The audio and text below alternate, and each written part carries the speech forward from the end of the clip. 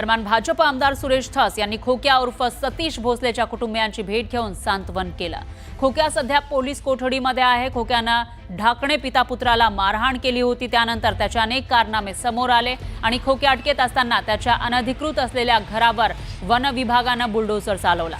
तर बीडच्या शिरूर तालुक्यातील झापेवाडी शिवारात असलेलं खोक्याचं घर वन विभागाच्या जागेत असल्याने ही कारवाई करण्यात आली। पण आज सुरेश धस यांनी त्याच्या कुटुंबियांची भेट घेतलेली आहे आणि त्यांच्याशी संवाद साधला, त्यांचं सांत्वन केलं। वन विभागाने नोटीस न देता घर पाडल्याचा आरोप धस यांनी केला।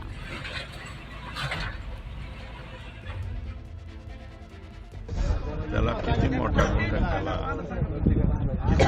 पैशावाला केला, आता त्याचं बघा 100 वर्षापासून ते इथं राहत त्याचं घर पाडलं। मला वाटतं वन विभागाने नोटीस न देता हे घरं पाडलेली आहे।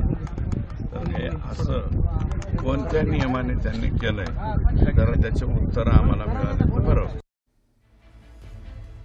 तर खोक्याच्या कुटुंबाच्या भेटीनंतर भाजप आमदार सुरेश धस यांनी ढाकणे कुटुंबाची भेट घेतलेली आहे। याच ढाकणे कुटुंबाला सतीश भोसले उर्फ खोक्यानं मारहाण केली होती।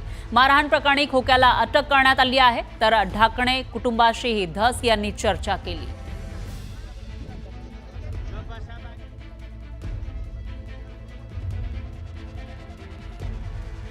पद्धतीने कारण ते जे 2 मुलं आहेत ते लहान त्यांचे वय 18 वर्षाच्या आतले आहे।